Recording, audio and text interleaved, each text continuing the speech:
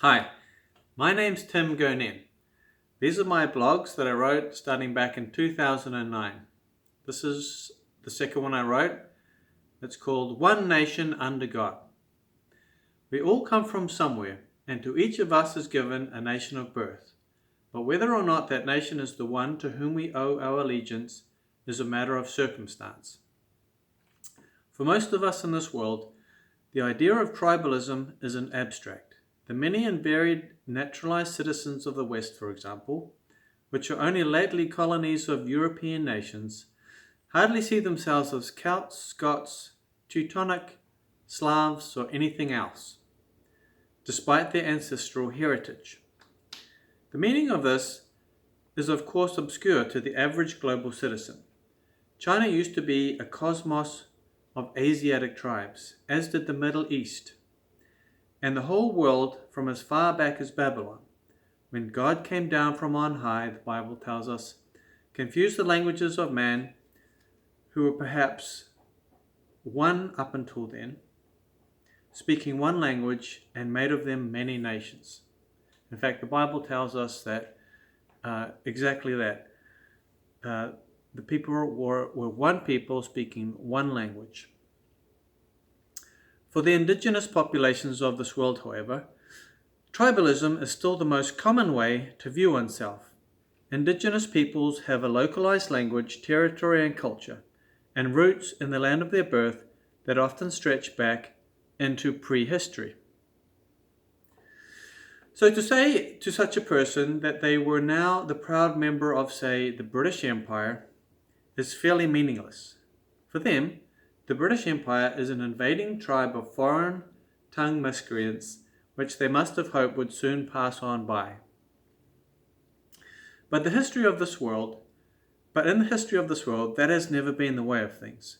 The first peoples to venture out of the biblical plains of Shinar and claim the vacant lands from the forests and the wild creatures, perhaps never foresaw the waves of tribes that would follow and eventually overrun them.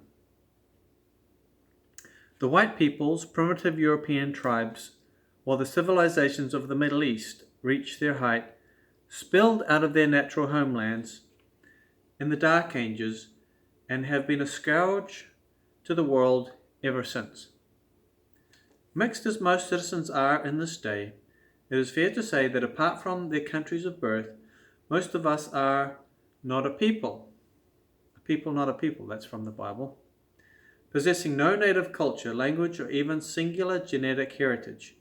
English in itself is a mix of languages which functioned as a genderless trade language before the audacity of its speakers forced the world to take it seriously, or to try to take it seriously.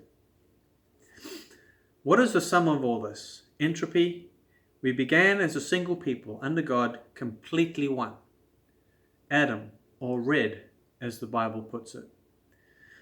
But with but one tongue between us all, one language.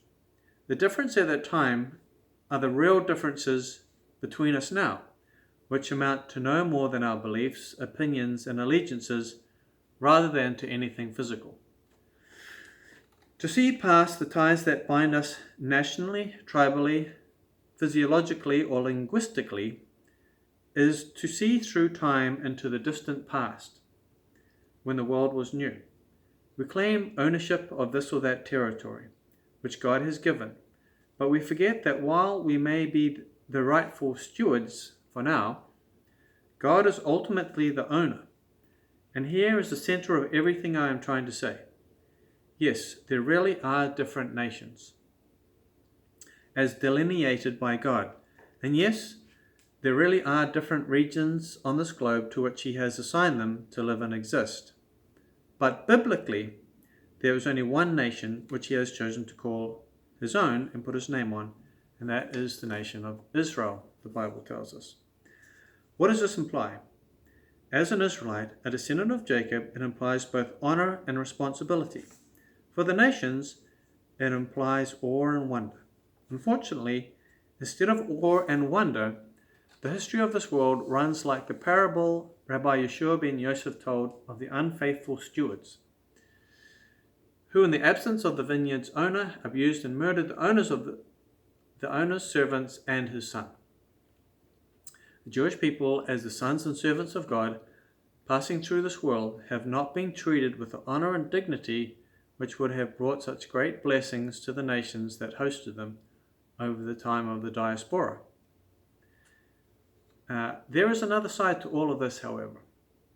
For at Mount Sinai, when God gave the Torah to his people and put his holy name upon them, were with them at time a mixed multitude from ancient Egypt, who also chose to belong and become one with Israel.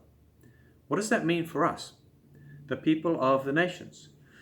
Perhaps one of two things. Firstly, that the possibility of belonging to God still exists. And secondly, that God has something very particular in mind for the shape and destiny of all the tribes of the world, or each tribe, if they do what is right. The Brit Hadesha, the New Testament, makes it clear that all who place their allegiance with the Messiah Yeshua become grafted onto the vine of Yaakov, or Jacob. In other words, God will go into the nations and make of them Kohanim and Leviim, priests and Levites, that the Torah tells us in its prophecies. So then we who accept Yeshua as Messiah have a new allegiance, a new nation to whom we belong, and that is the nation of Israel. I cannot stress the importance of this simple fact, or the tragedies of history that could have been avoided by knowing and understanding it. For all those that call themselves Christian, if they truly are that, which is to say, followers of the Jewish Messiah Yeshua, are these Kohanim and Leviim, or priests and Levites, of whom the biblical prophet spoke, which also makes them Israelites. One nation under God. There is no better way to say it than that. As for the allegiances we had before Messiah, they are gone. In Yeshua, we are neither Americans, Europeans, Asians, Melanesians, Micronesians, Aleutian Islanders, Pacific Islanders, First Nations, Aboriginal, or anything else. Yes, our culture and genetic heritage remain. That is the blessing we bring into Israel. And that is what defines us as a mixed multitude.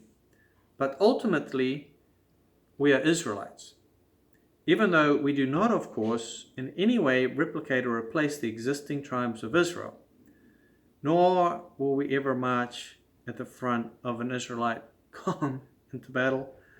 We have a place as defined by God, and God himself is our spiritual inheritance, rather than any territory, as with the priests and Levites, the servants of God. Thank you.